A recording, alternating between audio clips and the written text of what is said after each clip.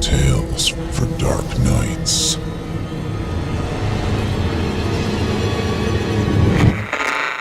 Want to make sure you never miss a Chilling Tales for Dark Nights video again?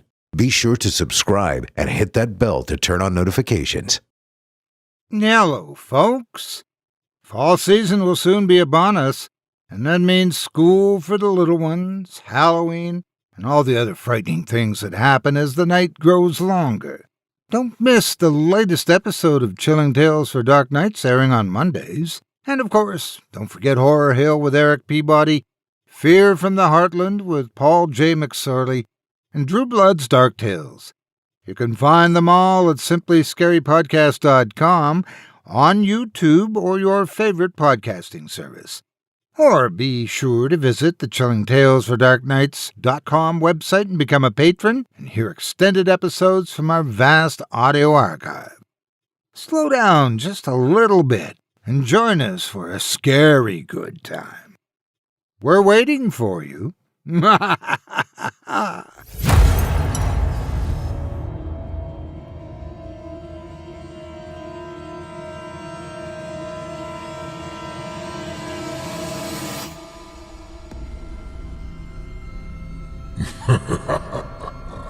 Good evening. I'm storyteller Otis Jiry, and I ain't your grandfather. From where I'm from, we don't do bedtime stories. And if that's what you were expecting, you're in the wrong place. If it's terrifying tales you're after, well then, I've got just the thing. Get comfortable, settle in, turn off the lights, if you dare. Your night is about to get a whole lot darker. Who needs sleep anyway?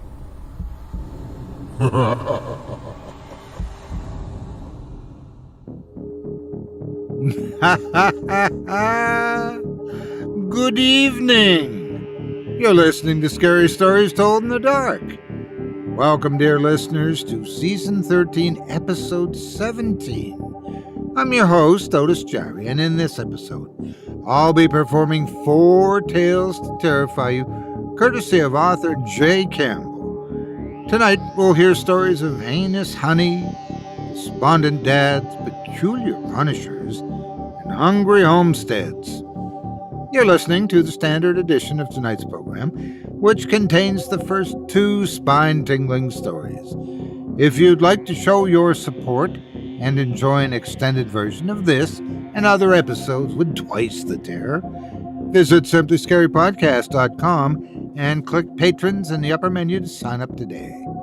Thank you for your support. Now it's time to take a walk together down the moonlit trail. So lock your doors, turn your lights down low, and settle in. The show's about to begin.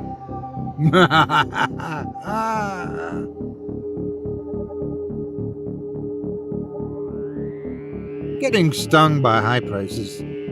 Well, let me tell you, folks, about a fellow who's all the buzz around town with his new product. It's so delightful that you'll be... Oh, I'm terribly sorry. I have to take some medicine. I have a very low tolerance for insect-related puns. In any event, we have a story about a treat everyone wants to know more about. You might even say it's dripping with mystery. Without further ado, I present to you The Honeyed Lies of Jamison March. When Jamison March, owner of March Mortuaries, put a sign out in front of his business saying that he'd be selling honey, people thought it must be a joke. What kind of mortician would sell honey? Would he sell it next to the caskets in his showroom? Would he offer it graveside at the ceremony? No one knew, but there was much speculation about that little sign. Those who asked Jamison were in for quite a treat. Jamison told them that he would be selling his honey right here at the mortuary, and even gave them a sample so they might tell their friends. What they sampled was supposedly the best honey any of them had ever eaten. They went on and on about the texture and the taste and the strange exotic flavors within the honey. They said how they couldn't wait for Jamison to sell his honey, and they'd be buying as much as they could on the opening day. Others began to question where he was keeping his bees. They saw no beehives on his property, a 2-bedroom apartment above the mortuary. They saw no hives on the mortuary property at all, in fact. They saw no hives in the cemetery or near the crematorium, but still the honey came. On the 3rd of March, the first jar of that miraculous concoction appeared in the front room of Jamison's mortuary. The mortuary was crowded for the next several days, and by Friday not a jar was left to be purchased. Again, people praised the texture and the taste, as well as the myriad flavors that one would find within the jar. One of the buyers, Bert Lancaster, owned a large honey operation of his own, and it said that when he tasted Jamison's honey, he proclaimed that no bee in his field had ever produced anything so sweet. Some would tell you that he burned his beehives that very afternoon, but that's a little more than town gossip. For that summer, back in 1986, no one could get enough of Jamison's honey. They say Helen Price used that honey to defeat her rival, Linda Moore, in that summer's 4th of July dessert bake-off. They say Bert Cavell put the honey in his mead and couldn't make enough of it to satiate the local drunks. They say Mary Sanders was taken to the hospital over at Oakley when she ate 10 jars in a day and was reaching for an 11th when her stomach ruptured. But again, that was all town gossip. What the fact is, was the discovery made by Randall Smith, a local tabloid writer, in the fall of '86. Randall had a reputation of being less of a journalist and more of a mudslinger. If there was a nasty rumor started, Randall could usually be traced back to it. He'd grown pretty tired of hearing about Jamison and his amazing honey. Randall was of the opinion that if something was too good to be true, then it likely was. He thought Jamison's honey must have been some sort of secret ingredient that got people addicted to it. Maybe it was even a cover for some kind of dope operation Jamison was running out of the mortuary or the cemetery. Whatever the case, Randall could smell the story, and it would be sweeter than any nectar the old mortician could produce. So, one night, as the moon hung full over Pleasant Rest Cemetery, Randall and his friends, Rooster Mallory and Charles Drainer, took a trip out to the cemetery to have a look around. Someone had reported earlier that week that they'd seen some larger-than-normal bees around the cemetery grounds and speculated that these may be the source of Jamison's honey. It was the only lead that Randall had, and seemed as good as a lead as any. So after a couple of drinks at the Legion Hall, the 3 men piled into Rooster's old Chevy and headed down to do some late-night snooping. Randall still tells anyone who will listen how the graveyard was as silent as its namesake. The gate was locked, sporting a brand-new Academy security lock, one of the big, thick gold ones that graced the sheds and fences of discerning security buffs in town. So, the 3 men had to find a different way in. This was strange, since the cemetery had never been locked before. Jamison always let people come and go as they pleased, but just recently the old man had gotten a little cagey about many things. For one, the cemetery was now locked after nightfall. For another, no one was allowed in the basement of the mortuary, not even the man who came to deliver the bodies from the families. And the third, no one but his 2 sons were allowed to work in the mortuary anymore. Both of them were under pain of death should they reveal the secret of Jamison's honey. The 3 men had walked around the cemetery fence before they found a spot where the last windstorm had knocked down a thick old pine. It lay on the sharp points around the top, creating a rude bridge over the wall. None of them being particularly spry, they all had to carefully shimmy up the fallen tree, and then dropped down into the cemetery, careful not to get stuck on the spikes. They all felt a chill as they stood in the quiet boneyard, and Randall claimed that Rooster looked ready to brave the spikes if it meant being out of there. The wind rattled the skeletal trees in the grounds, and little flags that had been stuck on some of the graves for Labor Day snapped mischievously and startled them more than once. They'd brought flashlights, but the big old trader's moon that looked down on them was more than enough to keep them from tripping into an open grave or smashing their shins on an ill-placed tombstone. The quiet cemetery was enough to sober even the bravest of men, and it was probably why they heard the shovels before they saw the men. Crouching behind a particularly large family headstone, Randall saw two men digging in a fresh grave. They were exhuming a body by the light of that pregnant moon, and Randall knew whose it was to boot. He'd been to Widow Hadley's funeral that day, and it appeared that whoever these men were, they were taking her from her freshly dug plot. As they watched, the corpse flopped to the surface unceremoniously, followed by March's sons, Hannibal and Gavin. Hannibal hefted the body, leaving his younger brother to fill in the hole as he took it deeper into the cemetery. Gavin went to his work, and bent as he was, he didn't notice the three men as they snuck around and followed his older brother. Hannibal had been a football player, a linebacker for the local high school team in his day. He toted the frail old woman as easily as someone might a sack of grain, and they followed him. The three men weren't sure what they expected to find, but Randall was certain it would be something that would add a macabre twinge to the story he was working on. They followed Hannibal as he came to a newly built mausoleum, the name across the door reading March. He unlocked the door and, unceremoniously, tossed the old woman into the crypt. The men hunkered low behind a pair of tombstones, but they needn't have bothered. Hannibal was a big boy, but his night eyes left something to be desired. He no more saw them than he did the place marker that he nearly tripped over on the way back to his brother, and as he stomped off into the cemetery, the three men approached the crypt. The mausoleum was a nice new one, sunk into the ground a little to protect any caskets placed down there. It would have looked more at home in New Orleans than this Georgia backwater town. To the knowledge of anyone in town, the Marches didn't have a family crypt until very recently. The only March buried there would be Jamison's wife, since his mother and father were buried up in Macon at their own family plot. Hannibal may not have been the smartest March in town, but it appeared he was smart enough to lock up behind himself. Another one of those big, thick locks that had been found on the front gate greeted them, and the three men were forced to prowl around the mausoleum to see what they could find. It was Charles who found the little vent in the mausoleum, but it was Randall who saw the horrors that lay inside.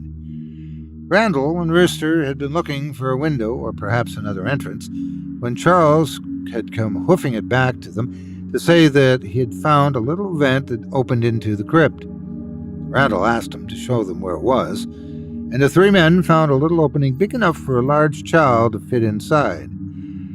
Charles and Rooster were pulpwooders and much too big to squeeze into holes. However, Randall made a career out of squeezing into places he wasn't wanted.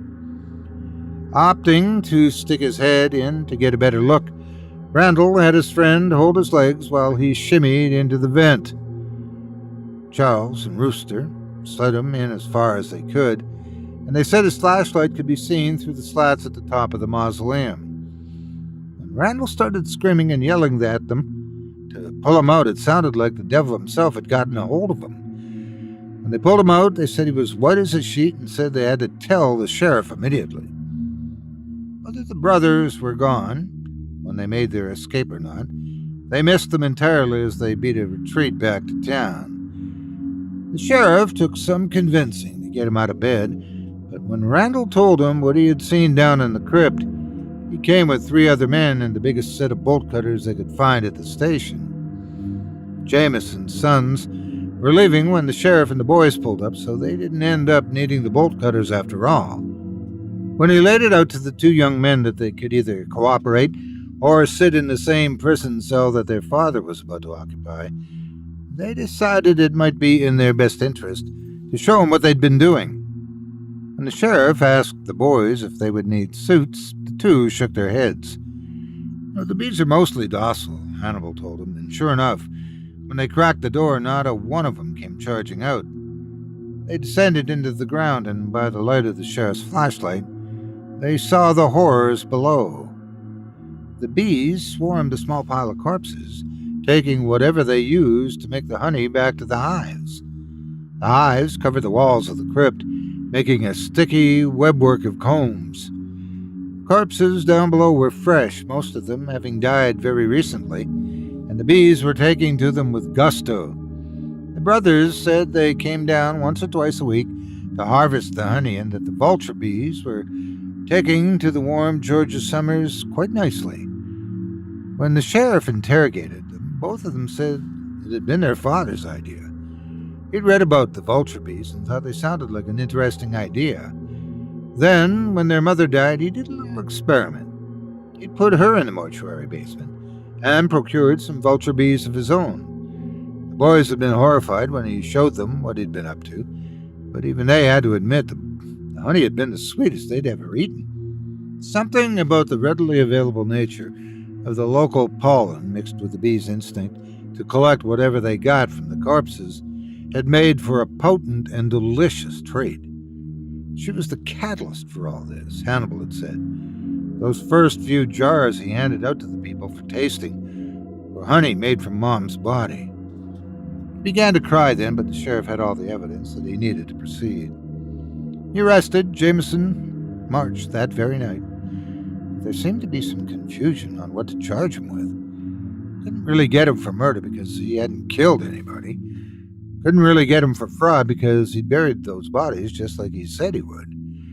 In the end, they got him on simple corpse desecration and misdemeanor fraud for not telling the families what he intended to do with the bodies. He got less than 5 years in prison, and I hear that the warden let him keep the beehives in the prison garden. Seems like his talents didn't go to waste even behind bars. He left town when his time was served, he and his boys. The funeral home has been empty ever since. The police found the beginnings of his beekeeping in the basement. That, in the secondary hive with a swarm of angry vulture bees. Jamison tried to sell the mortuary, but nobody seemed to want the place with that sort of reputation. It collapsed under a late February snow back in 2012, and they destroyed the mausoleum they found all those bodies in about a year after Jamison went to prison. And that's the sordid tale of Jamison March and his bees. I have no idea what they did with those bees after they turned them out of the March mausoleum. They likely just turned them loose into an environment that was alien to them. So if you should be traveling through Georgia's back roads and see some larger than average bees or taste sweeter than average honey, be very suspicious about its origins.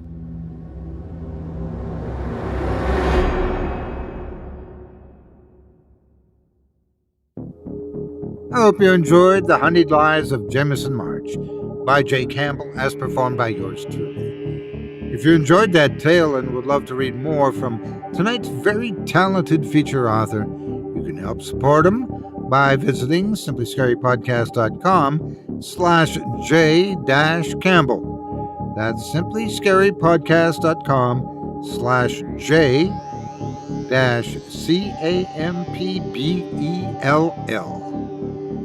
Stories galore available for your delights under his Reddit handle, Erucius. Or you can see his own collection of self-narrated wonders at Dr. Plague World, available on YouTube. Be sure to check out his works and subscribe as necessary. Thanks again for your support of this program and tonight's featured author. You know, I've looked into those bees, and the thing is, they're real.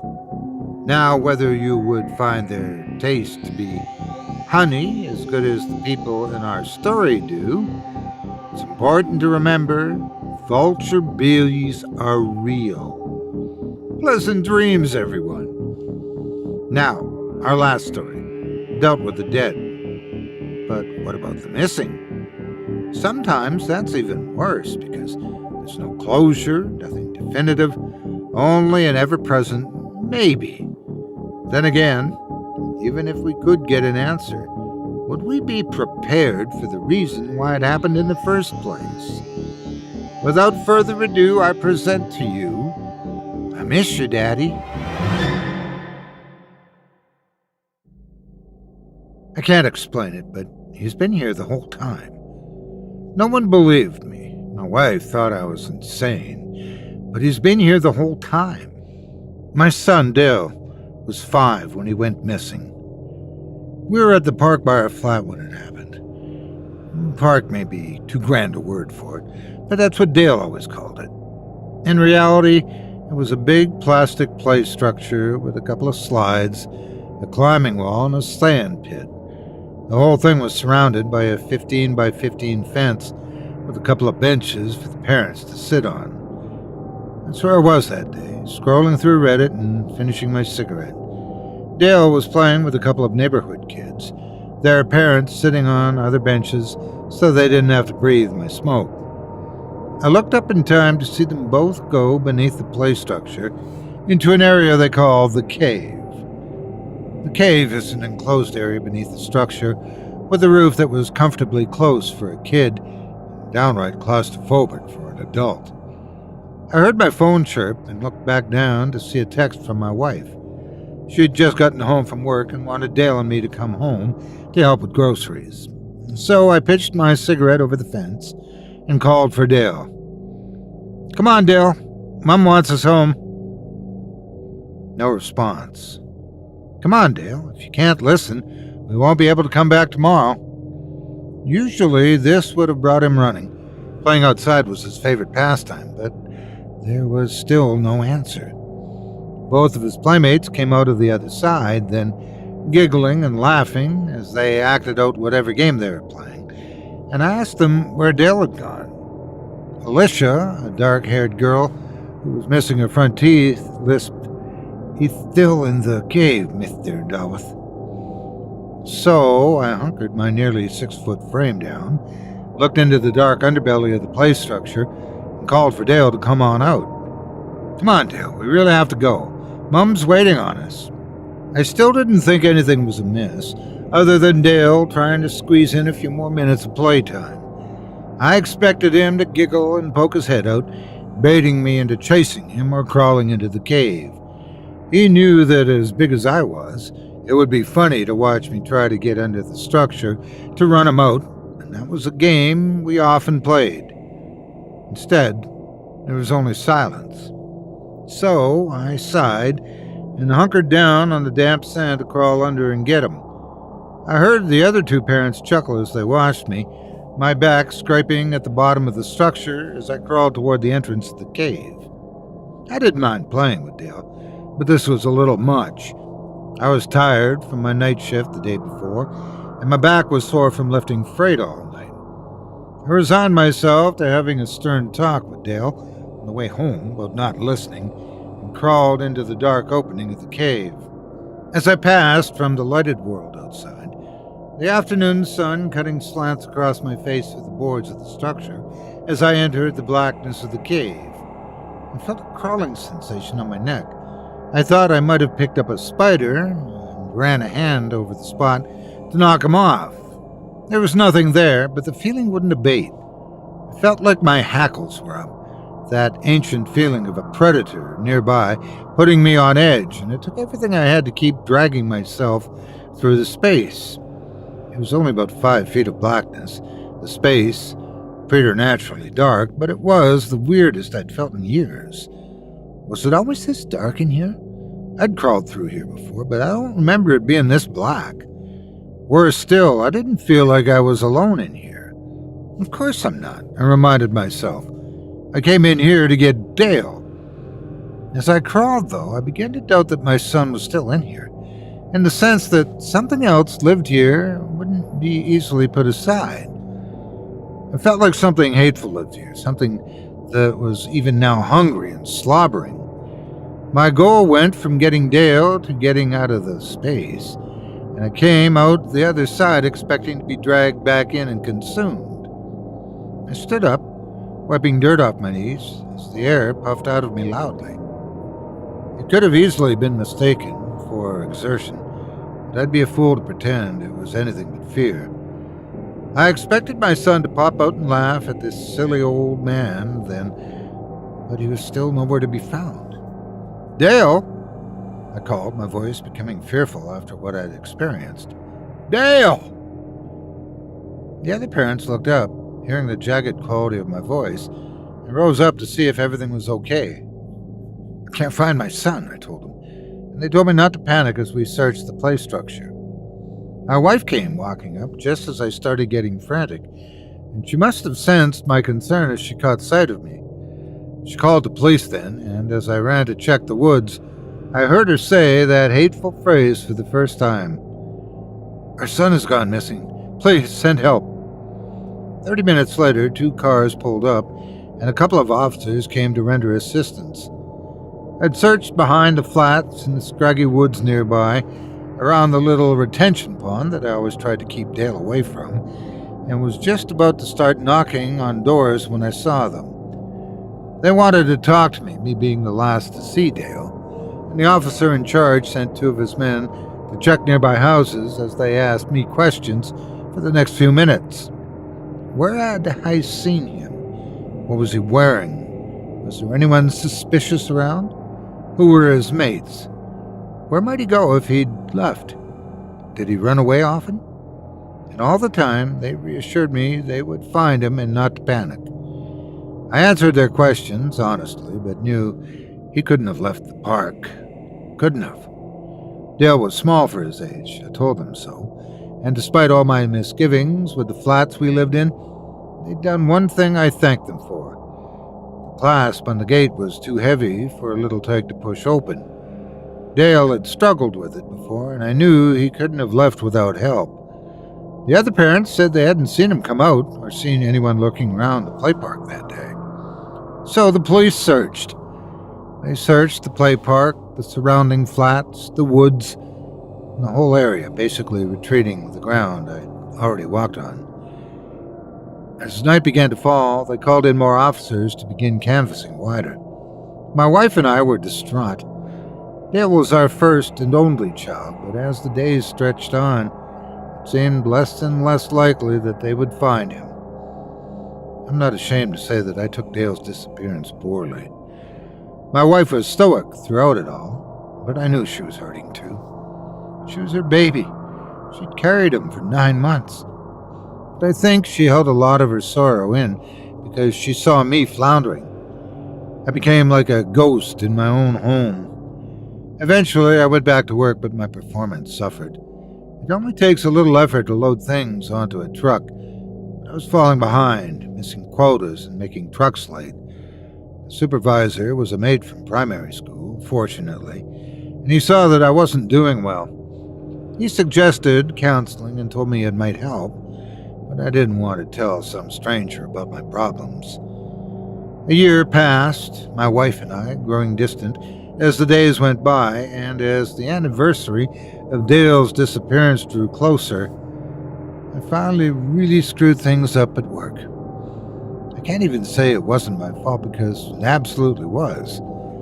I was operating a lift, something I'd done since I got certified at 19, and as I backed out with a load, I hit a riser. It wasn't a bad hit, just a bump, really. The legs on that particular riser, as it turned out, were getting ready to give way. The riser collapsed in spectacular fashion, and when it fell on one of my co-workers. He lived. They managed to get the pellets off him before they crushed him, but it broke his collarbone and he had to be hospitalized. My supervisor was furious, but I could tell he was trying to hold back in the face of my sincere grief.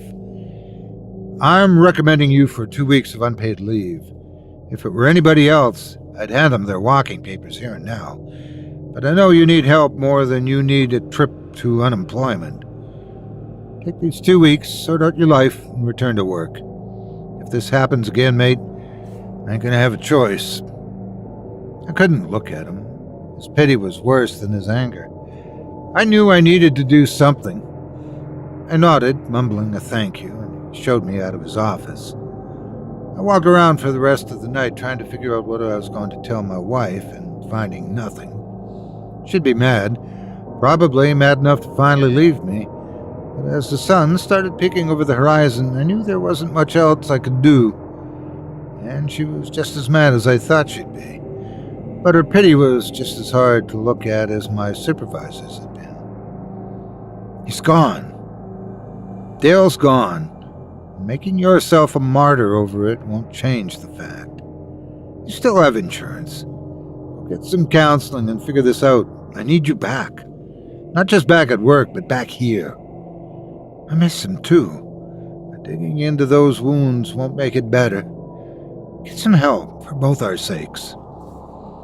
There was something unsaid beneath that statement, and I understood it but wasn't sure what to do about it. I spent the next 4 days in a blackout state. I'd found my therapy at the bottom of a bottle, something I had avoided up to that point. With no job to go to, I just stayed home and drank my pain away. My wife's patience finally ran thin. After 2 days of watching me hunker on the couch like a sot, she told me she was going to see her mother for a few days and suggested I sort myself out while she was gone. If I come home and you're still like this, I can't promise I'll be back for long. Once she was gone, I spent most of my days in a fermented haze. That's how, on the 5th day, I found myself buzzed and sitting on the same bench I had been on when I told Dale we needed to leave. It was early afternoon and the play park was empty, thankfully. It wasn't the first time I'd just come to sit here, and the other parents often found excuses to leave with their kids when I came to wallow in my grief. I was the sad father who came back to the place he'd suffered most, and I really hoped the park had been empty when I got here. Even in my current state, I didn't want anyone to see me like this. It was embarrassing, and it might frighten some of the children if I came weaving into the park smelling like a distillery. I was staring at the play structure, thinking to myself that it might be time to get some help when I first saw it. It was just 8 words. Those words sobered me up faster than any cold shower could. On the side of one of the slides, in a rough marker, someone had written, "Where have you gone, Daddy? I miss you." I just sat there, staring for what felt like an eternity. And as the tears came, the alcohol came as well. My tears fell nakedly into a pile of sick that sat between my legs, but as the rage bubbled up, it felt like they were almost burned away. Someone was mocking me, mocking my son's loss. And as I staggered toward the super's office, I was madder than I had any right to be. Mr. Vendors, the super for the complex, always reminded me of one of the hobbits from The Lord of the Rings. He was short, fat, had a curly brown ring of hair around the bald spot on his crown that got bigger every year, and when he sat at his desk, he was like a child sitting at his father's chair. He nearly fell out of that chair when I slammed the door to his office open, and his expression of confused anger became one of confused fear as he looked at my face. He was a small man, and the sight of a large, angry drunk in his office reminded him of his stature rather quickly. "Someone has written hateful graffiti on your play park slide. I want to know what you intend to do about it." It took a minute or two to collect his thoughts before asking what the hell I was talking about. I took him out to look at it, leading him to the slide in question, and he looked, taken aback as he read the words. Who would do such a thing? He asked, more to himself than anyone.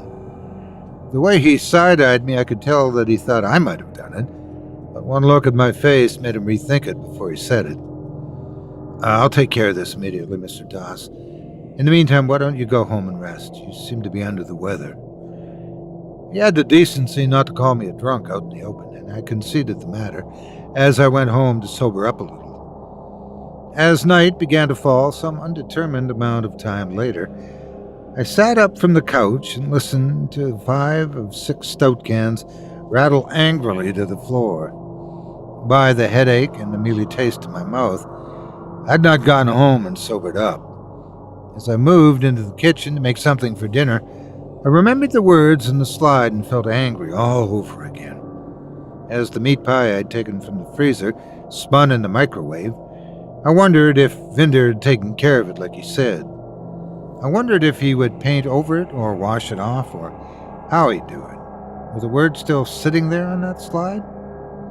As the microwave dinged, I resolved to go find out and took my pie and plastic fork on a little field trip.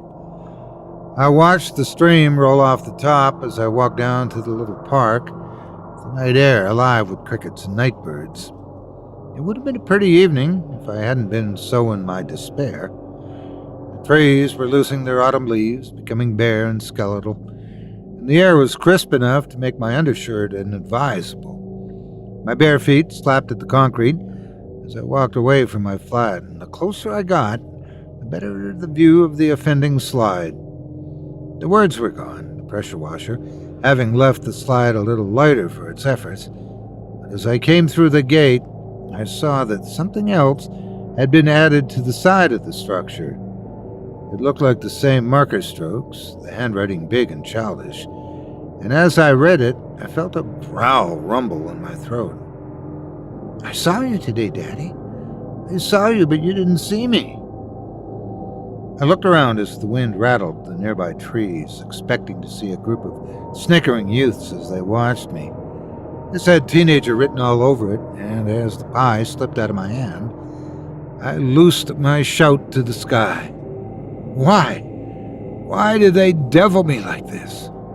Was this a game to them? When I was a kid, we would never have thought of doing something like this to anyone, let alone a grieving father. The dark offered up no answers, but the side of the play park did when I turned back. Beneath the first message, another smaller message was written in the same childish scrawl. The longer I looked at it, the more I recognized it. How many times had I watched my son scribble words in his reader just that way, filling in the workbook pages in big lipping script as he prepared to go to kindergarten? "Daddy, I can see you, but you can't see me. Please help me. It's scary here."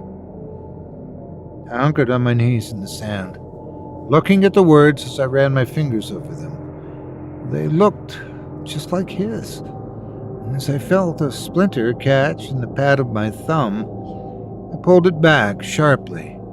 There was no way he could be here. There was no way he could have been hiding here for a year.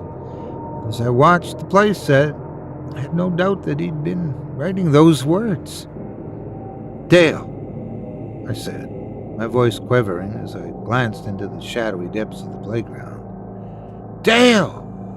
I shouted a little louder, casting around as I tried to find him. I walked around to the other side, stumbling in the gritty sand as it sucked at my feet. My head was full of rails and my words slurred even to my own ears. There were doubtless people looking through their curtains at me as I capered like a sot drunk, but I didn't care. My boy was here. He was here somewhere, and I needed to find him.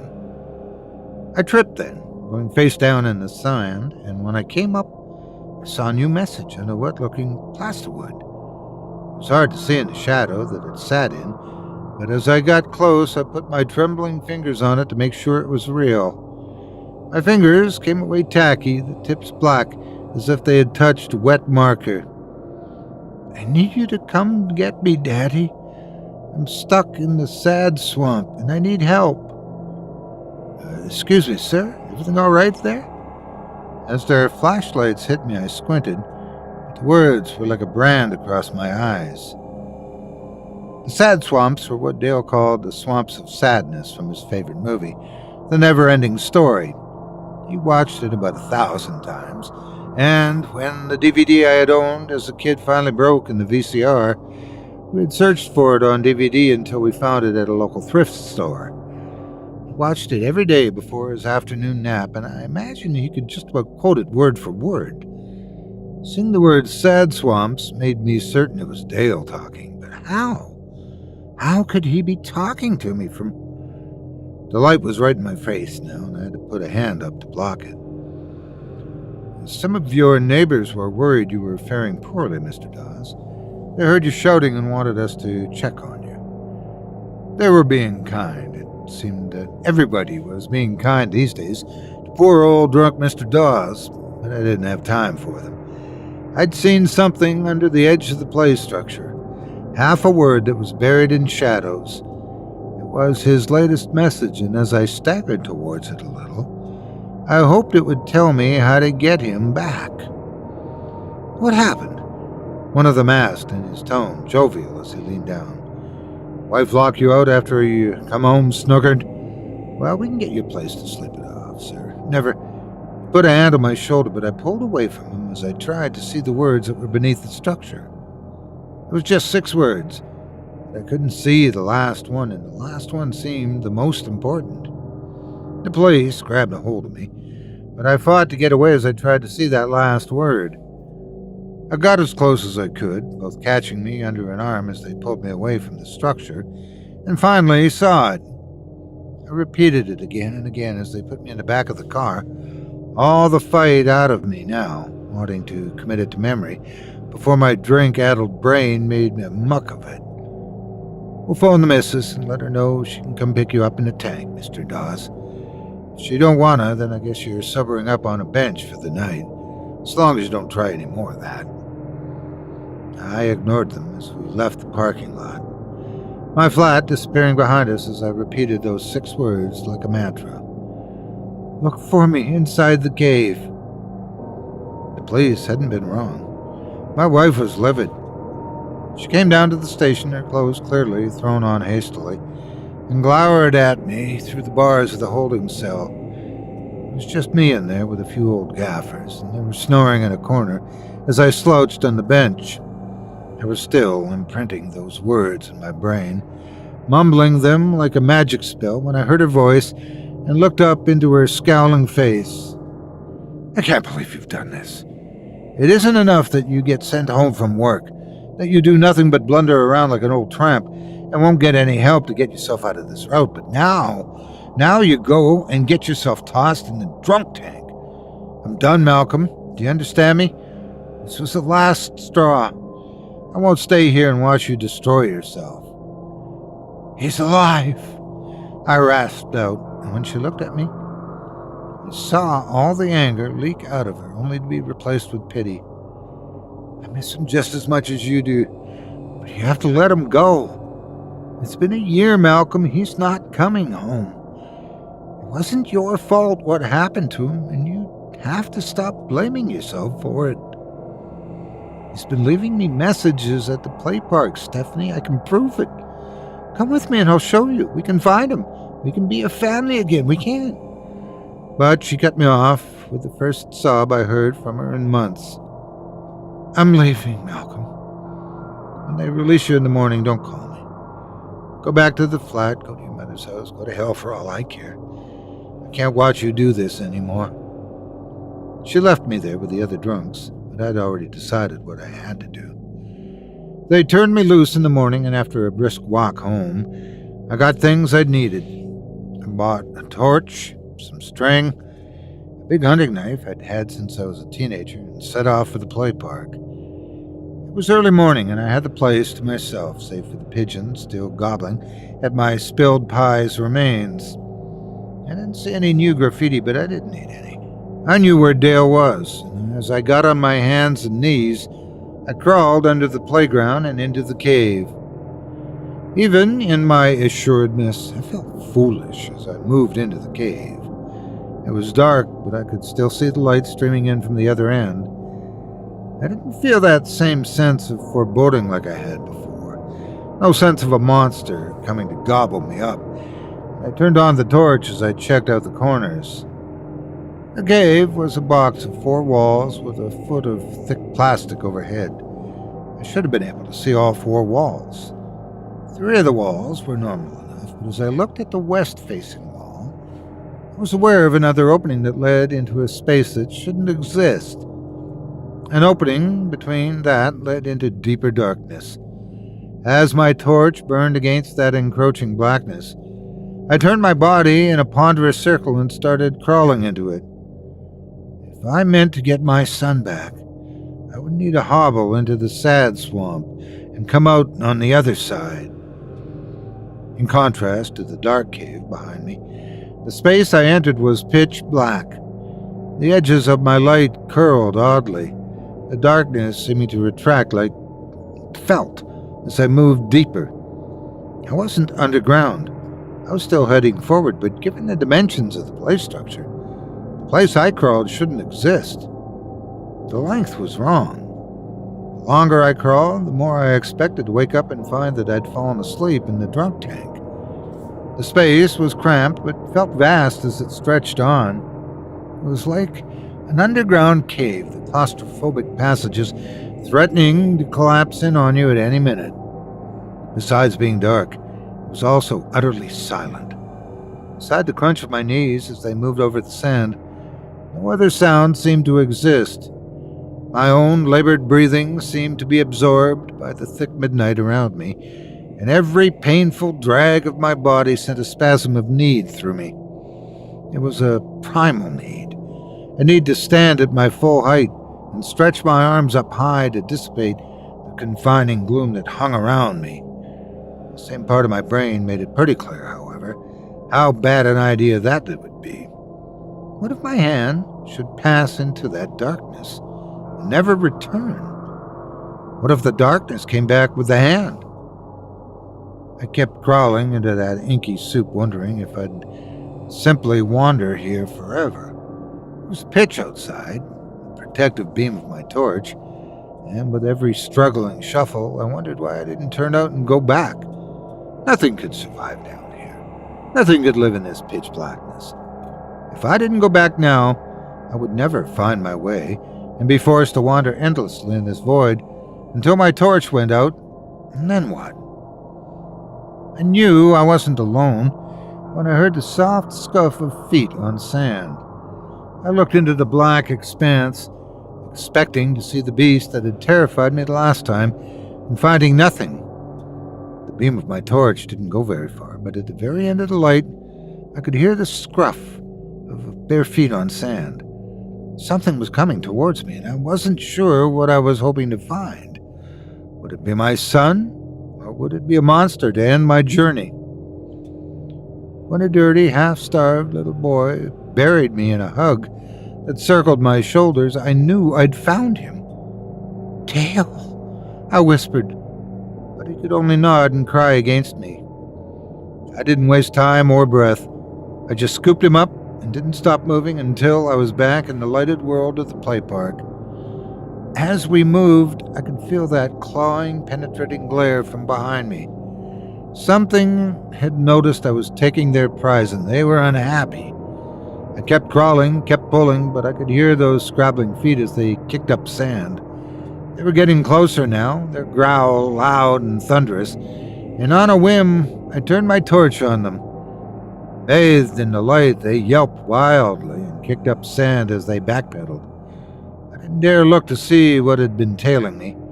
I put on a burst of speed, crawling like our lives depended on it, and when I collapsed in the light of day, I was aware of people shouting at me to get out of there. The kids were asking who I was and why I was so dirty, and they must have thought I was a bum. When they saw Dale, they tried to take him from me, but I held on like my life depended on it, and when they finally recognized us, I heard their anger turn to surprise.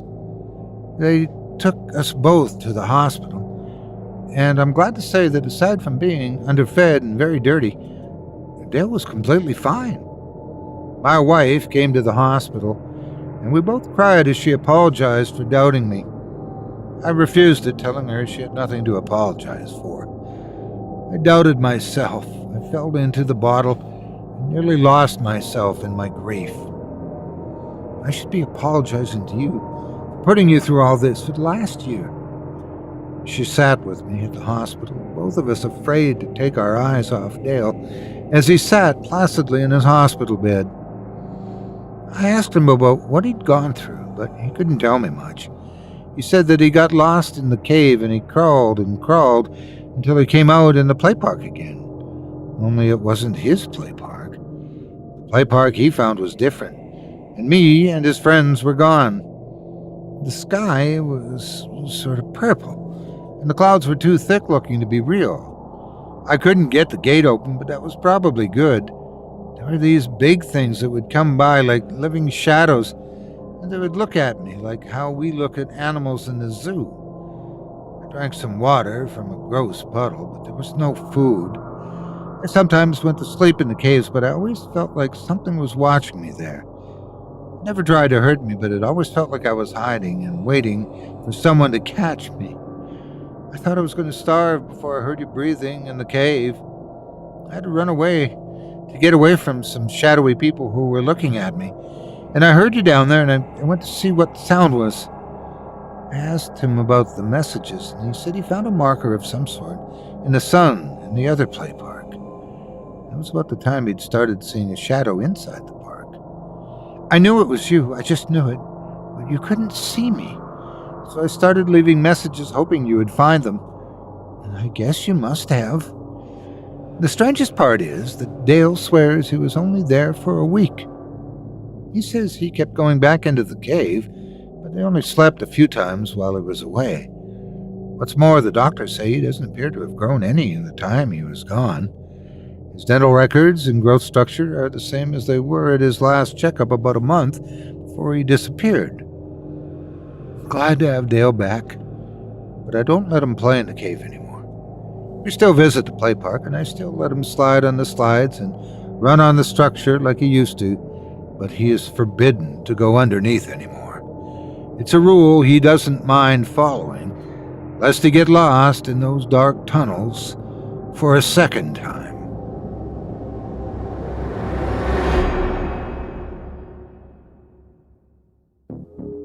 I hope you enjoyed I Miss You, Daddy by J. Campbell, as performed by yours truly. If you enjoyed what you've heard tonight, I'd like to remind you one last time that tonight's featured author can be found by visiting our website. Just visit simplyscarypodcast.com/J-Campbell. That's simplyscarypodcast.com/J-Campbell. He writes under the moniker Arushas on Reddit, but you can also visit his growing collection of narrations at Dr. Plague World, where he shares his voice with you in his stories, among others. Thanks again for your support of this show and tonight's featured author.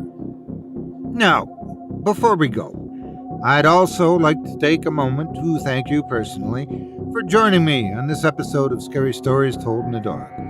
If you've enjoyed what you've heard on today's program, please take a moment to stop by our iTunes page or wherever else you listen to your favorite podcasts and leave us a 5-star review and a kind word. It makes a huge difference and would mean a lot to us. If you'd like to hear a premium extended edition of tonight's and all of our other episodes featuring Twice the Terror, visit simplyscarypodcast.com today and click the Patrons link in the menu at the top of the screen. You'll find yourself at chillingtalesfordarknights.com, where you can purchase season passes for this podcast and our other quality storytelling programs, or become a patron for as little as $5 a month and get access to our entire audio archive dating back to 2012, all of it ad-free. If you happen to use Facebook, Twitter, Instagram, or YouTube, follow and subscribe to Chilling Tales for Dark Nights there, where you'll get all of our latest updates and new releases and have the chance to interact with us each and every week. You can subscribe to me on YouTube as well at the Otis Jiry channel, where you'll find releases of my series, Horror Storytime, dating back to 2014. And you can find me on Facebook, Twitter, and Instagram too. Just search for Otis Jiry. Stay tuned as the season is just progressing along nicely. Till next week, stay spooky, get some sleep, if you can.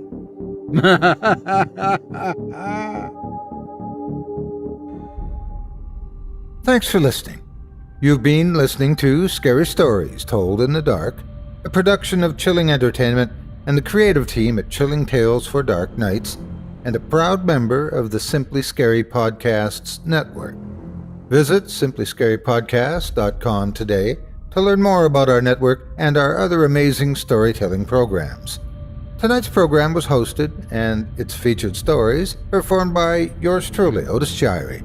Selected stories have been adapted with the kind permission of their respective authors. Original music provided by Luke Hodgkinson and Jesse Cornett. Sound design and final mixing and mastering provided by executive producer and director Craig Groshek. Program's artwork and logo by David Romero.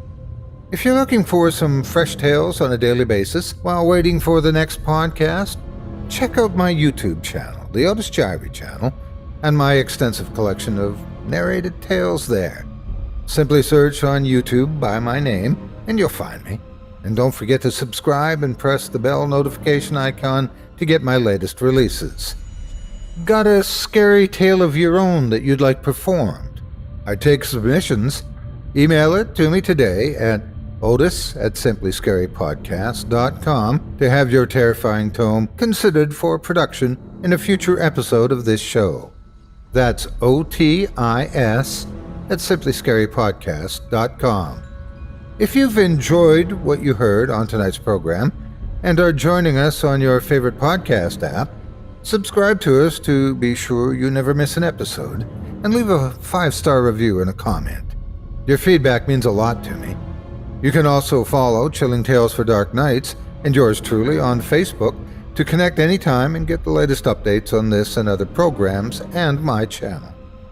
If you're listening on the Chilling Tales for Dark Nights YouTube channel, do us a favor and hit the subscribe button and the bell notification icon for ctfdn as well to get more spooky tales from me and the crew and another episode of this program each and every Wednesday.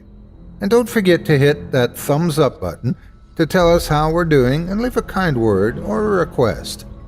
And don't forget to visit us at chillingtalesfordarknights.com and consider supporting the team by becoming a patron.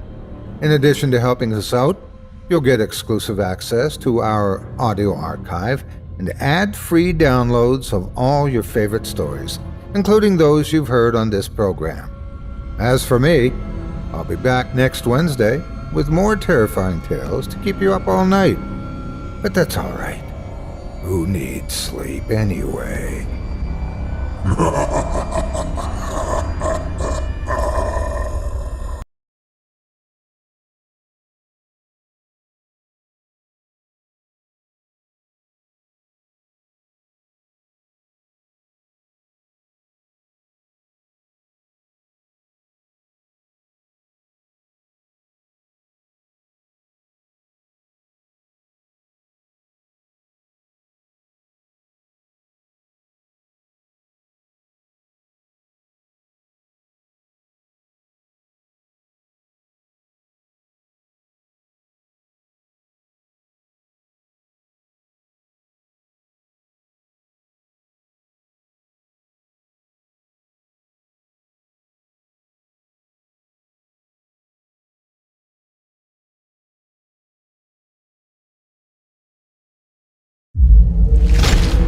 Chilling Tales for Dark Nights.